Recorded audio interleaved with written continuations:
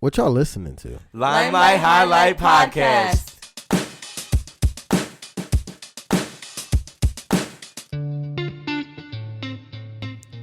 Welcome back to the show. It's been such a long time, and I'm so happy to be back and happy to welcome those who may be new to the show.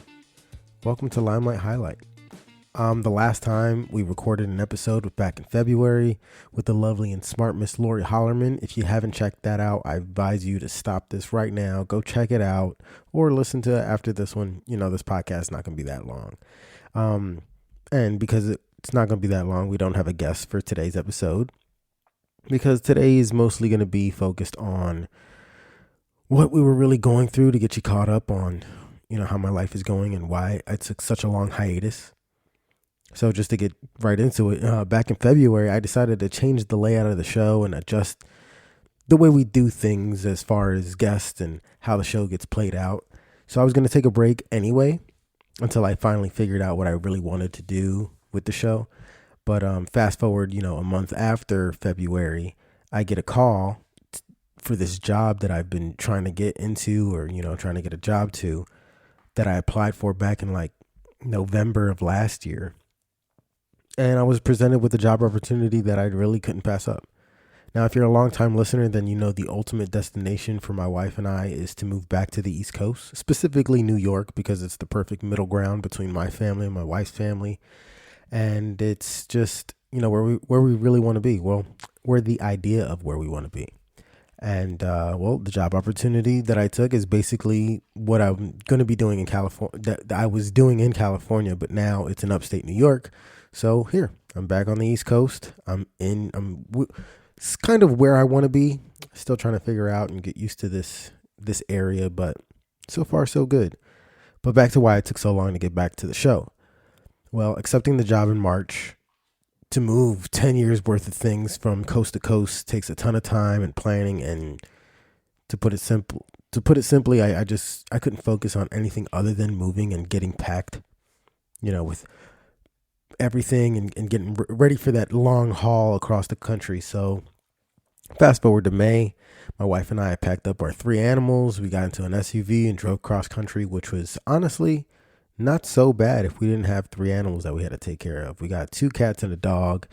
The cats were meowing the whole time. The dog was surprisingly super chill, and we have a rescue, and I don't know if anybody else runs into this problem. Let me know if you do. But she is so stubborn. She won't use the bathroom, or she won't do her business outside unless it's somewhere she's used to. So it was a real pain to drive cross country that way, especially when she's not used to anywhere we were going. So, but we figured it out and made everything work. And yeah, I'd like to take that drive again with no animals, to be honest.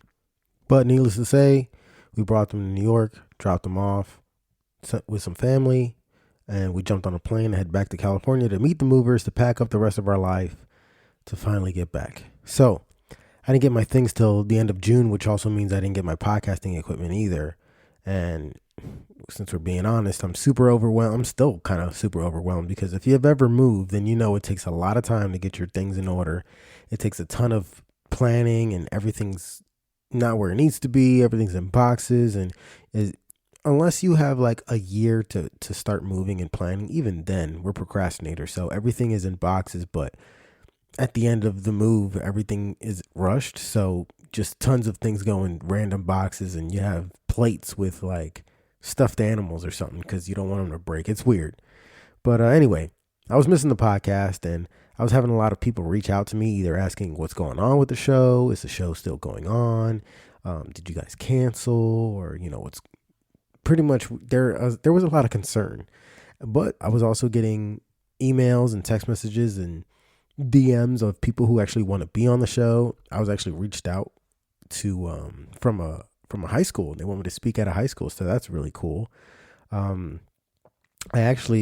I was even contacted by the Philadelphia News and was featured on their Philly Proud segment. So it's only 2 minutes, and I'll play that for you guys here so you can just hear a gist of what the podcast is about if you're new. And if you're not, then you could just be proud of your boy who was actually on the news for a quick 2-minute segment. So here it goes. Tonight we are Philly proud of Philadelphian Jonathan Rosario. We are shining a light on him because he is shining lights on others who are doing good. Action News reporter Jessica Boyington has the story. Jonathan Rosario, a man born and raised in North Philadelphia, joined the Marines when he was 19 years old, taking him out of the area, but he still credits Philly for who he is today. But yeah, it's shaped me in the way where I think it's made me persistent. It's made me kind of Philly tough. You got that grit where you go through life, especially in the Marine Corps. You kind of need that. For anybody who grew up in Philly, especially North Philly, you know it's a hard place. He noticed that a lot of those hard things constantly flooded people with negative stories about his hometown. He decided to change that by starting his own podcast called Limelight Highlight, which showcases people who take neighborhood problems and find ways to fix them. We don't want to live in a la-la land world where it's like nothing negative's going on. So it's kind of, the format has kind of changed to where we highlight some negative things and we highlight the people who are trying to correct those negativities. For example, he recently interviewed people from the organization The Block Gives Back, a nonprofit set out to help Philadelphia street by offering cleanups and free meals to any who need it. Why not highlight the people coming up with those solutions? If you have bad news always coming at you, you feel like nothing is good in the world and you just kind of amplify that negativity. But if you see that there's positive people out there doing positive things, it gives you kind of a little ray of sunshine, a little ray of hope. You can find Jonathan's weekly dose of positivity every Tuesday by searching your favorite podcast streaming service. I hope that it just inspires people to go out and be a part of something bigger. There is people out there who are actually doing the work to make the world a better place. Jessica Boyington, Channel 6, Action News. And there you have it. I know the audio wasn't the greatest because I'm trying to figure out how to rip it off the internet and put it on here, but that was my little 2 segment. If you want to actually see the video that goes with it, 2 minutes long, it's on my Facebook page. Actually, yeah, it's on Facebook.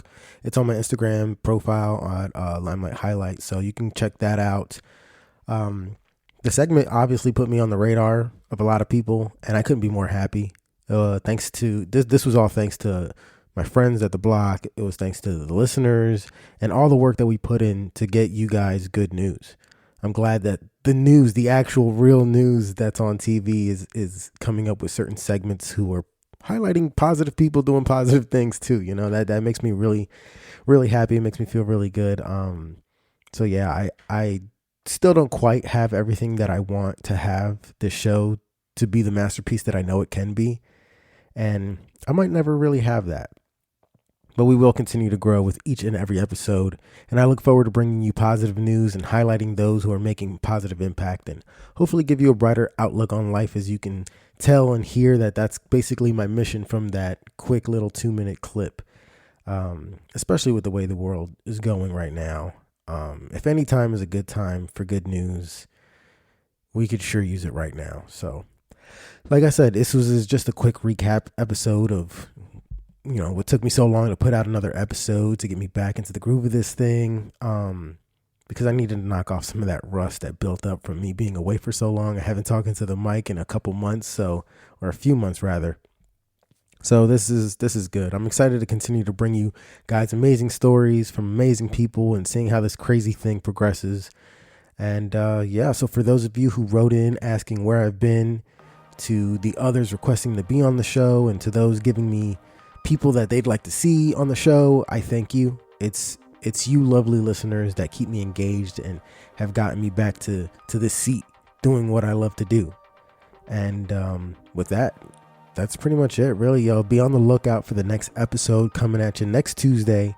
I had recorded this interview back in like January of this year, so it might be a little back on the timeline, but the conversation is as relevant as ever. Check us out next week where I have a discussion with she's a doctor of traditional Chinese medicine, holistic medicine, and it's not that mumbo jumbo woo woo thing. It's like she has an actual doctorate. We cover a lot of topics, a lot of information on that, so you'll be glad you checked it out if you do. Once again, we're back. So I'm gonna end this like I ended all. And hey, if you want, say it with me. Be humble, be helpful, pay it forward, and be the best you. I look forward to continue bringing you guys good news. Thanks for listening.